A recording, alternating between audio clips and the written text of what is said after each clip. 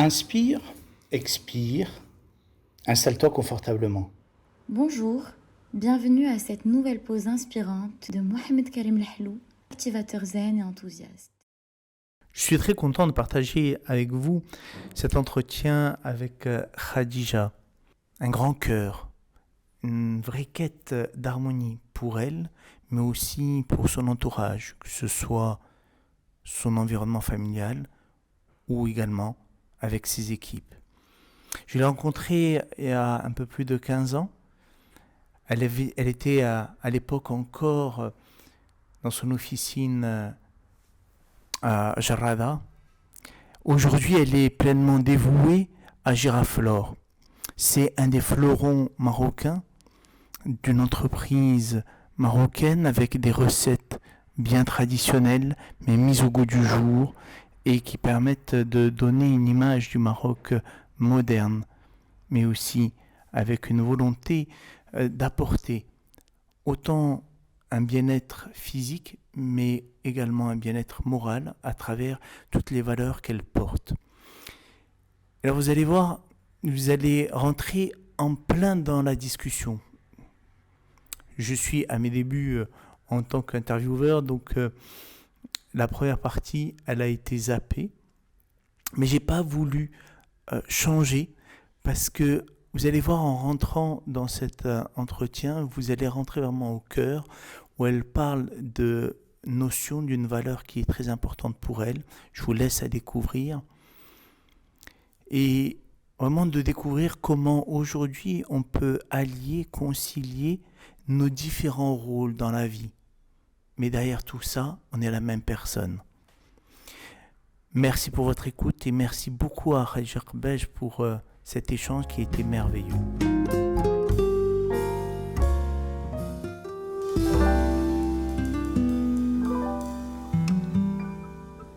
Voilà, elle va rendre.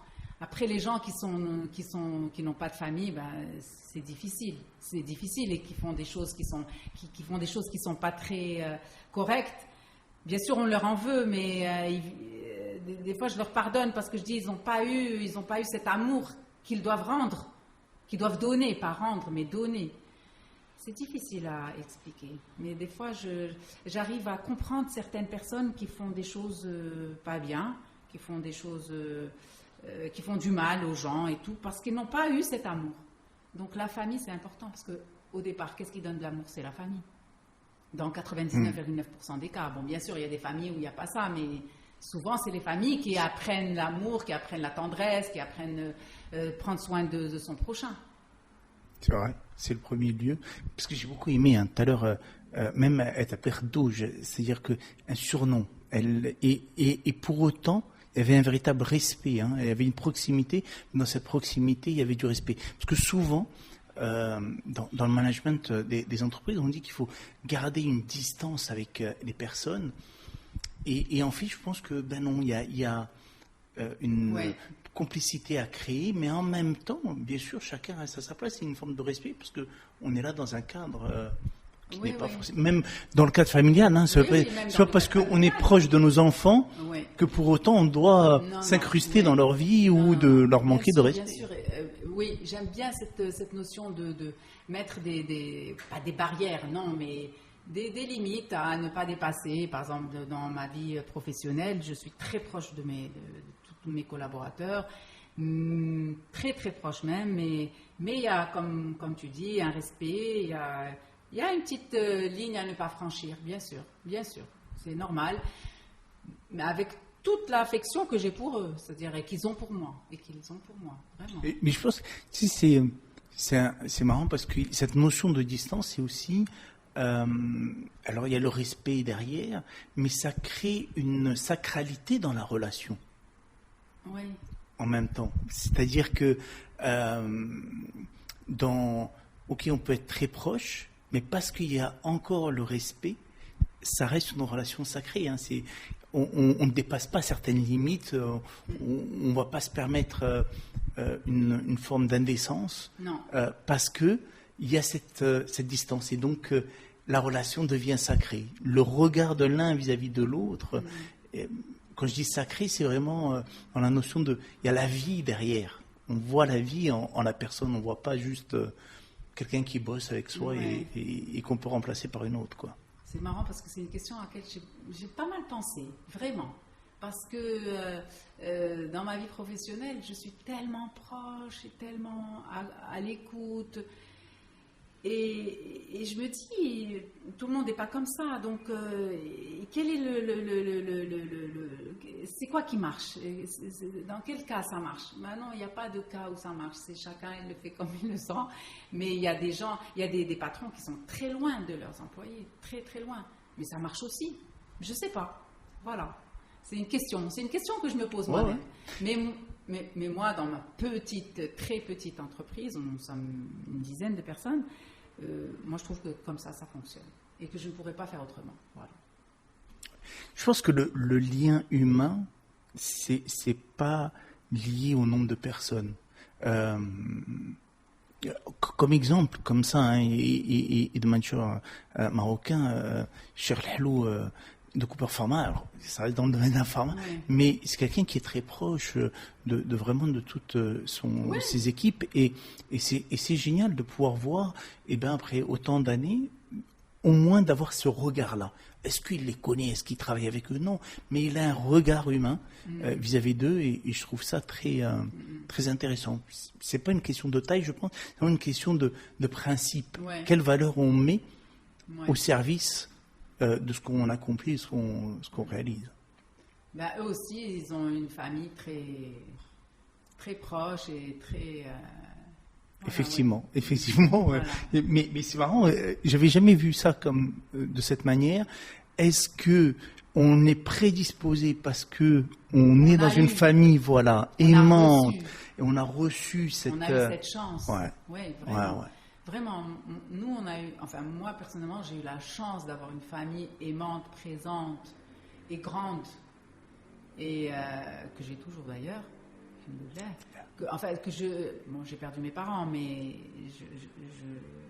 je continue, je suis toujours dans cette idée d'avoir une famille grande et présente et aimante avec les gens qui restent. Ah ouais. Alors, tu parlais à un moment donné avec ce qu'on ressent. On gère comme on ressent. Et pour toi, comment tu définis ce on ressent? C'est-à-dire que on ressent. Moi, je gère ma société comme je suis à la maison. Voilà. Moi, je ne me sens pas venir au travail. Je ne me sens pas venir au travail, je me sens venir... C'est la continuité, quoi. C'est exactement... voilà, je ne sens pas que je viens le lundi matin, je ne dis pas, c'est lundi matin, il faut aller travailler. Non, je me lève et puis je continue ce que j'ai fait à la maison, je continue, je fais ici au travail, je ressens, je vais voir mes mails, je vois mes clients, s'il y a quelqu'un à relancer, s'il y a quelqu'un à livrer, voilà. Il n'y a pas une redouche qui est à la maison, une redouche qui est dans la voiture, une redouche qui est au travail. C'est la même qui est au marché. Voilà, c'est une continuité. Parce que c'est intéressant, souvent on dit qu'il faut séparer les choses, alors que humainement, je ne vois pas comment je peux séparer. Faire la part des choses, c'est une autre notion, mais séparer, c'est pas possible. Non. Parce que comment on peut gérer avec... schizophrène. Voilà. Non. Voilà. Non, sinon on ne va pas porter des masques. Tu vas enlever un masque, tu vas mettre un autre masque. Bon, je ne parle pas des masques FFP2. Tu vas mettre le masque du marché, le masque... Moi, le boucher, je vais lui parler comme je vais parler à mon employé, comme je vais parler à mon fils. Voilà, j'ai pas...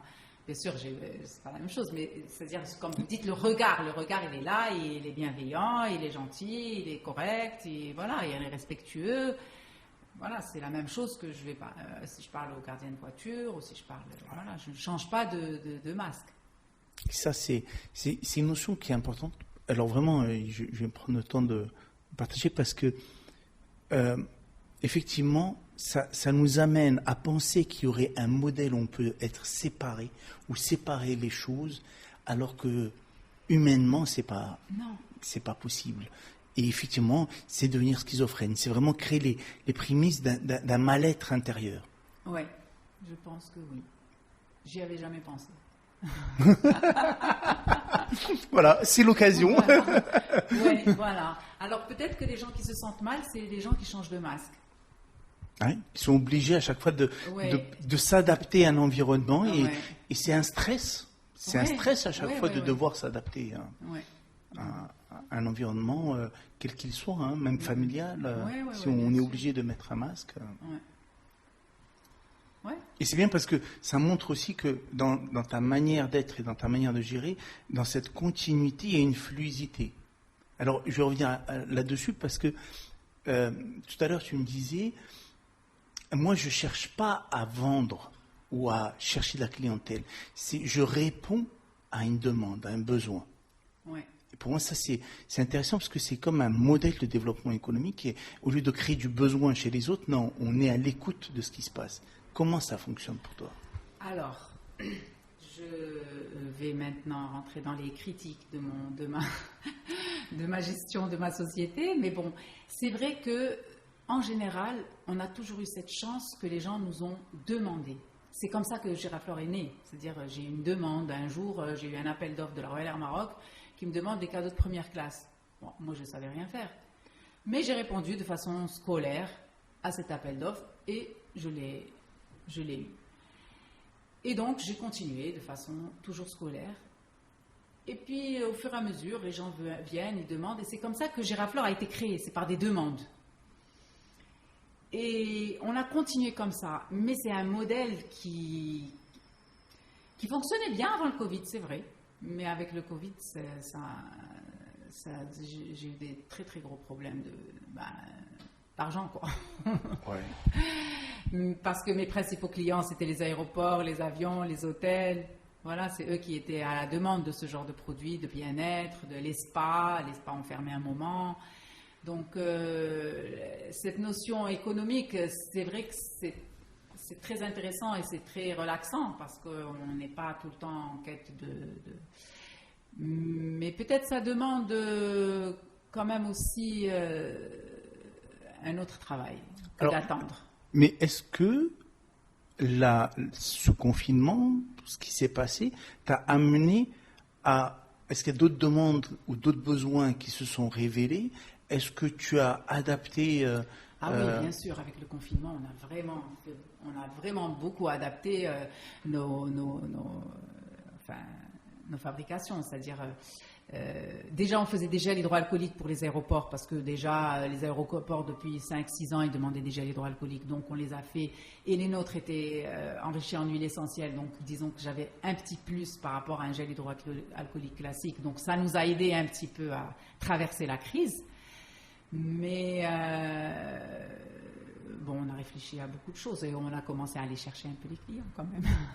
Oui, c'est intéressant parce que en même temps, effectivement, hein, il y a un modèle que j'entends et que je trouve personnellement peut-être sain, c'est-à-dire que plutôt que de créer un besoin, et pour moi créer un besoin, c'est créer un stress chez l'autre. Hein.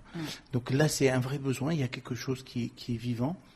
Et sur cette base-là, je réponds. Et ça se développe. Ouais. Et effectivement, à un moment donné dans la vie, comme partout, hein, il y a des crises. Ouais. Hein, même hors Covid, on peut tomber malade à un moment donné. Il y a un départ d'un proche, etc. Et à ce moment-là, ça nous demande de nous adapter. Oui, bien sûr. Et de développer d'autres compétences, On a développé d'autres compétences, on a fait en sorte de chercher des nouveaux clients, on a créé de nouveaux produits, on a fait beaucoup de choses. On a même fait une tisane antiseptique à base d'armoise. Voilà. Mais c'est vrai que c'est intéressant. Donc ça nous a fait réfléchir en fait. Ça m'a fait travailler un peu plus. Comme je dis à chaque fois, j'ai dit ce Covid, ça m'a permis de travailler plus pour gagner moins. Mais bon, t'as l'air quand même heureuse et bien. Donc, mais est-ce que c'est pas une part en toi, une nature alors je le vois à travers juste comment tu t'habilles, comment tu décores ton espace, un espace créatif. Est-ce que la créativité pour toi est quelque chose d'important et que tu y mets Mais la créativité, pour moi, c'est magnifique. J'adore. D'ailleurs, pendant le confinement, je me suis même mise à la couture. Donc, vous voyez, j'adore créer. C'est ça mon but dans la vie, c'est de créer. Créer tout le temps. Créer dans mon jardin, créer dans ma maison, créer dans mon entreprise, créer tout le temps. C'est ça qui me fait du bien. Et ouais, je pense que c'est important, à un moment donné, de trouver... alors moi j'appelle ça nos natures, alors c'est nos tigres, c'est-à-dire nos natures les plus importantes et qui ont besoin d'être nourries. Parce qu'en les nourrissant, en fait, qu'est-ce qui se passe? On devient joyeux. Bah oui. C'est ça. Et en fait, à partir de là, comme tu le dis toi, créatif, ça ne veut pas dire juste peindre un tableau. Non, créatif, ça peut être dans le cadre de l'entreprise parce que, je fais face à une crise. Ça peut être dans mon jardin parce que y a une plante qui est en train de partir en vrille. Mais qu'est-ce que je vais faire pour lui donner vie à nouveau? C'est à tous les niveaux après. Bien sûr. Et c'est ça ce qui montre la nature, en fait. Dans le jardin, moi j'adore le jardinage. Voilà. Je rentre dans mon jardin, on ne me voit plus. Moi, j'aime bien aussi donc travailler avec tes mains. Oui, beaucoup. La couture, le jardinage, tout ça. Mélanger les plantes, les huiles. Je fais beaucoup de mélange, j'adore mélanger. Ouais. Alors, je vais m'aller un peu plus loin. En faisant ça, est-ce qu'il n'y a pas une forme de quiétude qui s'installe en toi? C'est sûr et certain. C'est sûr et certain. Dès que je fais quelque chose qui me fait du bien. Mais la création, en fait, comme tu dis, c'est beaucoup de choses. La création, c'est même mélanger une salade. La création, c'est même faire une omelette un peu qui te plaît, quoi.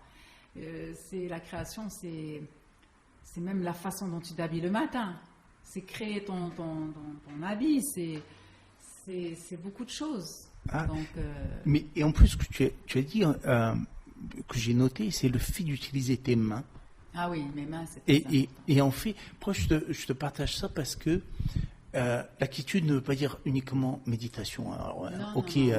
Je pense que c'est une belle pratique de manière consciente, mais qu'on peut avoir chacun des moyens pour retrouver cette quiétude. Alors pourquoi c'est important? La méditation, elle va dans le jardinage, elle va dans la couture, elle va dans la broderie, j'adore broder, elle va dans la lecture,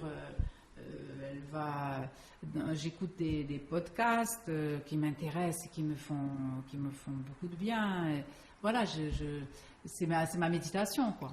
Et c'est ce qui va amener que quand tu vas gérer, que ce soit à la maison ou autre part ou au travail, des situations difficiles, tu as un niveau d'énergie élevé.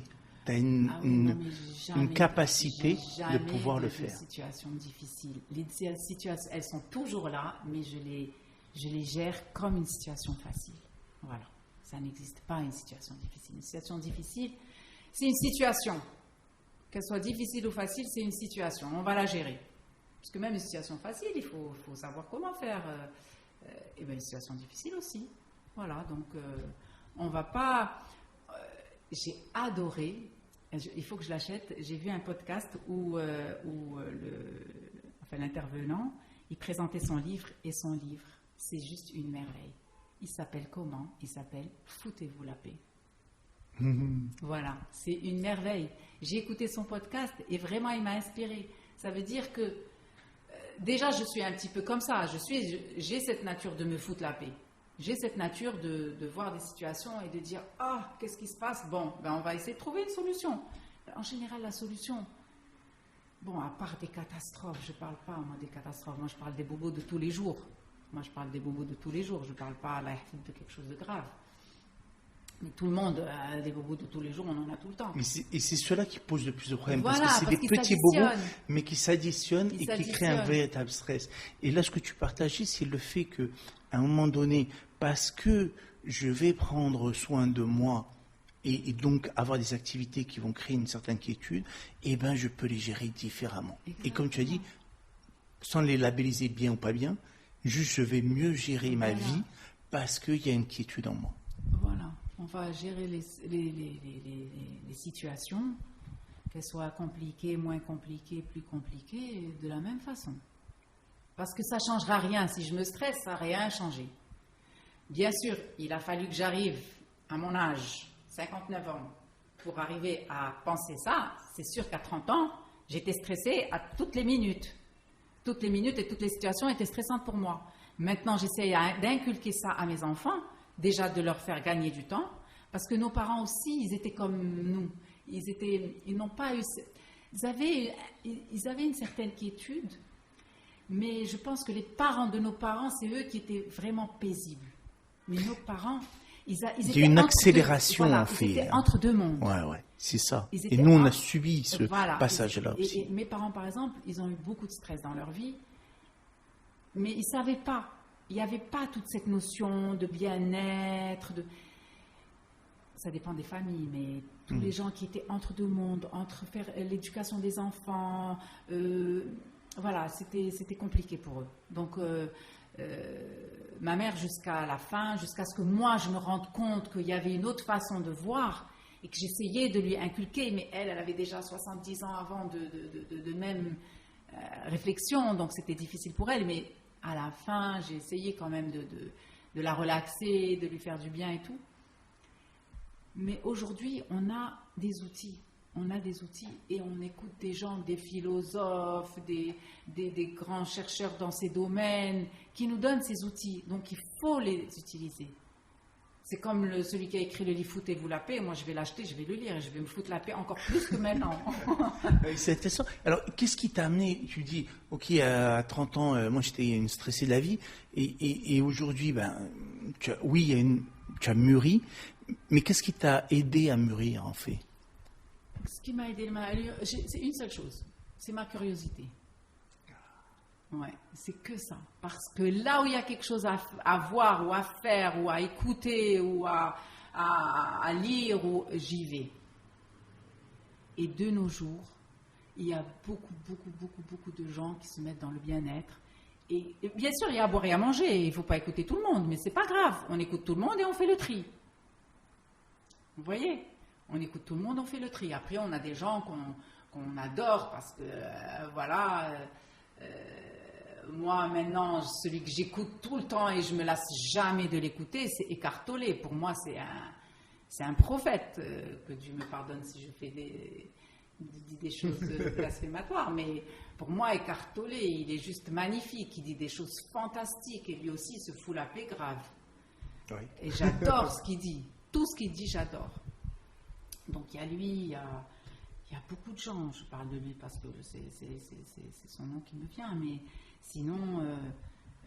c'est des inspirations de la vie de tous les jours. Ouais, et sinon, je lis aussi des philosophes grecs qui avaient cette sagesse et que nous, quand on a fait bac philo, on ne les calculait même pas, on ne savait même pas de quoi y retourner. On ne nous a pas donné cet amour de la philosophie... de mon temps, je dis. Maintenant, j'essaye avec mes enfants, je dis bien j'essaye, parce qu'on essaye tous de faire quelque chose. Avec nos enfants, on essaye de leur faciliter le travail. De leur transmettre une autre manière de faire. De leur faciliter le travail. Ma fille, maintenant, quand elle me dit « Ah, mon fils, il est fatigué, ouais, le médecin... » Je dis « Écoute, c'est normal, c'est tout à fait normal qu'un enfant de 2 ans soit malade, qu'il ait des grippes, qu'il ait des angines, qu'il ait le rhume, qu'il ait des allergies, qu'il ait ci. C'est normal. » Moi, quand j'avais 30 ans, mes enfants étaient fatigués, j'étais en transe. Voilà. Oui, c'est ça. C'est ça, parce qu'on portait un fardeau ou une responsabilité qui était supérieure à nous. Et puis, ça ne sert à rien. Les maladies infantiles, elles sont là, elles existent, et il faut qu'ils les passent. Pourquoi se stresser? Il y a eu un moment donné, alors, en plus, vous, les femmes en particulier, je trouve, dans la société marocaine, vous avez porté beaucoup de choses en termes de responsabilité, dans le sens où c'est d'un côté, oui, et la maison, mais aussi la vie professionnelle. Et en même temps, c'est peut-être ça. C'est-à-dire que à trop vouloir dire, notamment aux femmes, mais après c'était vrai pour aussi tout le monde, que ça ne tenait qu'à nous, que tout aille bien. Non, mais... Quelle illusion de penser que tout va aller que parce qu'on va faire des efforts et on va s'acharner soit au travail ou à s'acharner à la maison avec l'éducation de nos enfants. En fait, c'est ça maintenant. Les jeunes de maintenant, il faut leur dire relaxez-vous. Ne vous stressez pas trop. C'est-à-dire, la vie, elle continue. La vie, elle est là pour vous apprendre de vos erreurs, pour vous apprendre de vos choses que vous faites bien, pour vous apprendre de tout, quoi. Allez-y doucement. Ça ne sert à rien de se stresser. Ouais. Ça sert à rien. D'ailleurs, tu disais que tu fonctionnais en fonction des besoins qui étaient émis. Qu'est-ce qui t'inspire dans la vie? Depuis que tu es jeune, pourquoi tu as fait pharma? Pourquoi tu as lancé Giraflore? Pourquoi peut-être d'autres choses que tu fais dans ta vie? Qu'est-ce qui t'inspire? Tout dans ma vie a été fait par hasard. Voilà, le fait d'atterrir dans une fac de pharmacie, c'était un hasard pur et simple. Voilà. J'ai atterri là, je ne peux même pas vous dire, ce serait trop long à vous expliquer parce que ça n'a pas de... Voilà, c'est comme ça, j'ai atterri là.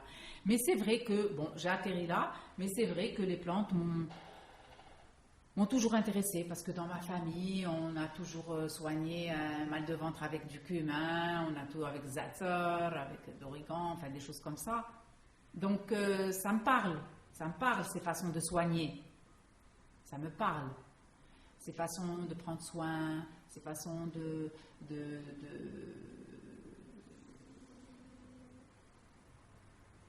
Voilà, donc dans ma vie, ça n'a pas été... Je ne l'ai pas organisée, ma vie. Elle est venue comme ça au fil du temps. Peut-être au fil de mes curiosités aussi. Voilà. Elle est venue au fil du temps. Je n'ai pas fait de plan.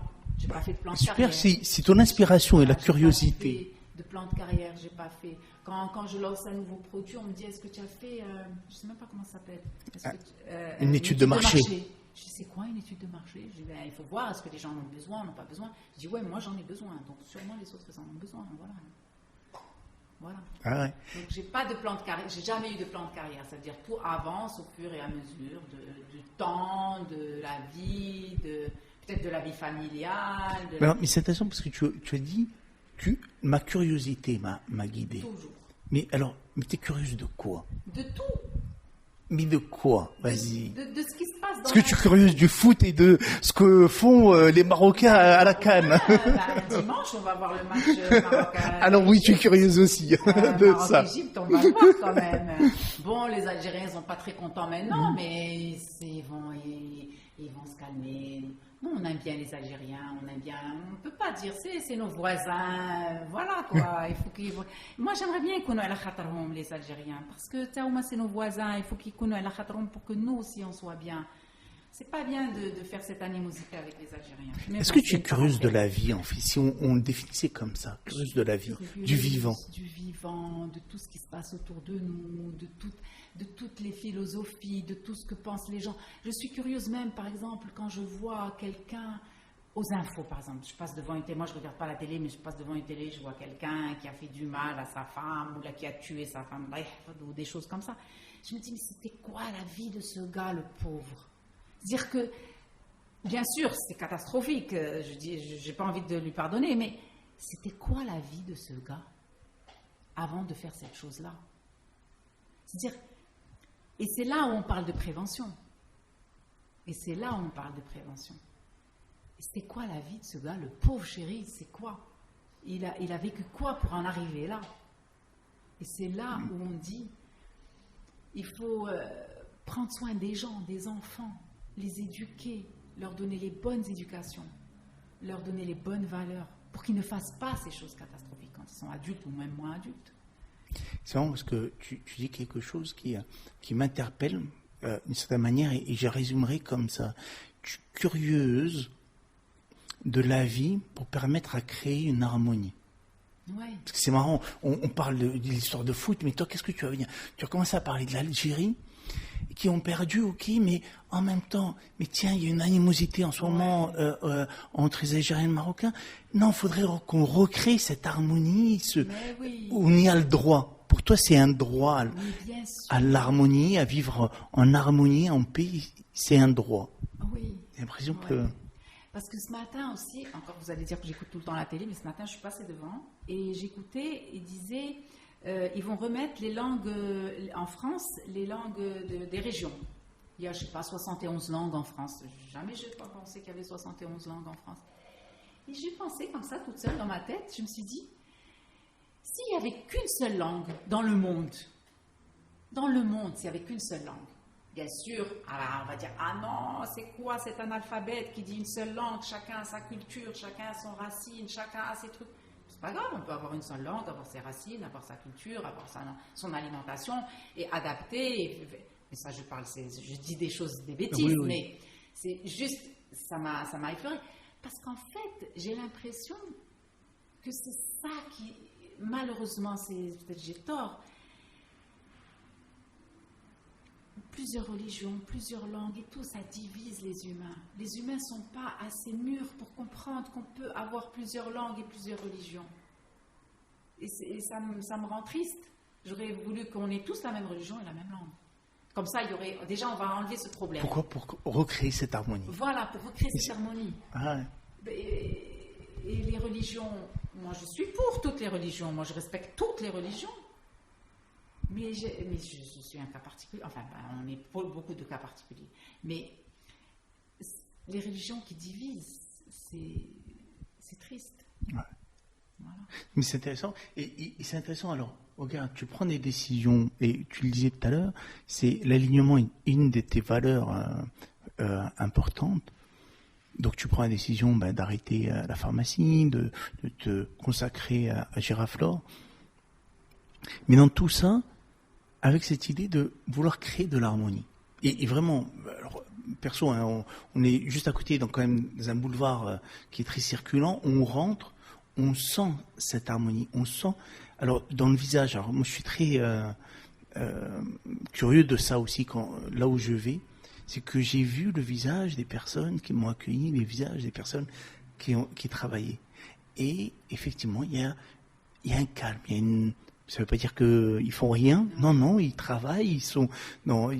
Même tout à l'heure, les filles, elles étaient en train de chercher à créer un packaging et tout ça, mais avec harmonie.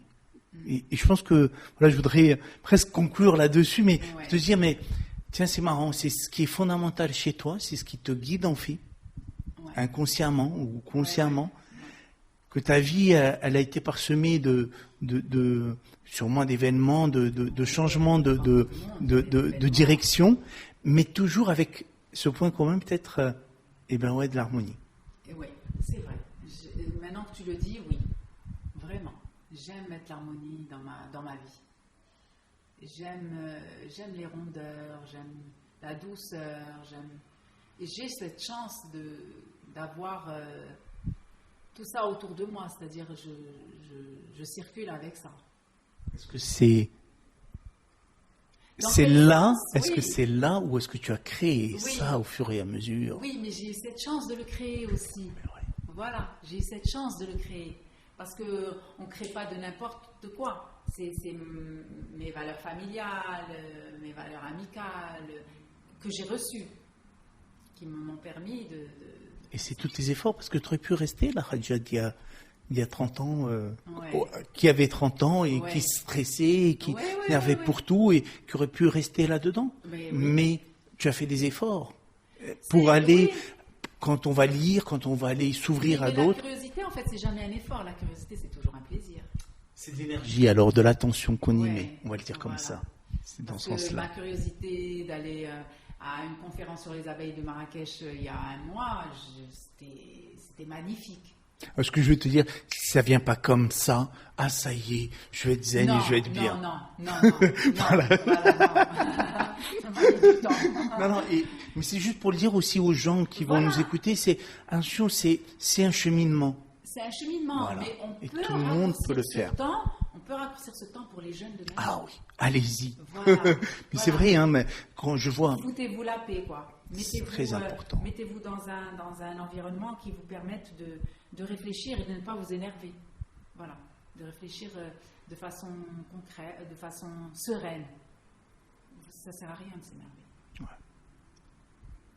Est-ce que tu aurais un message à partager, une aspiration, un rêve que tu voudrais partager avec nos auditeurs, auditrices? Oui, mon message, il est très simple, je me répète, c'est manger moins et soyez plus écologique de cette façon-là, vraiment. Et manger moins, c'est prendre soin de soi. C'est très important. Ça a l'air bête comme ça, quand je le dis, c'est bête. Ça a l'air pas du tout scientifique, pas du tout philosophique, pas du tout, mais c'est très important. Et c'est vraiment le cœur de mes réflexions, c'est soyez écologique. Écologique en mangeant moins, surtout moins de sucre. Et ça va faire tellement de bien à votre corps et à votre entourage si vous faites passer le message aussi. Et mon message à notre cher État marocain que j'adore, c'est ne plus subventionner le sucre. Voilà, c'est un message, c'est un appel du cœur. Ouais, voilà. On en a besoin. Et merci beaucoup, Karim. Ouais, merci beaucoup pour ce moment, cet échange. Il m'a appris beaucoup de choses pour moi-même aussi.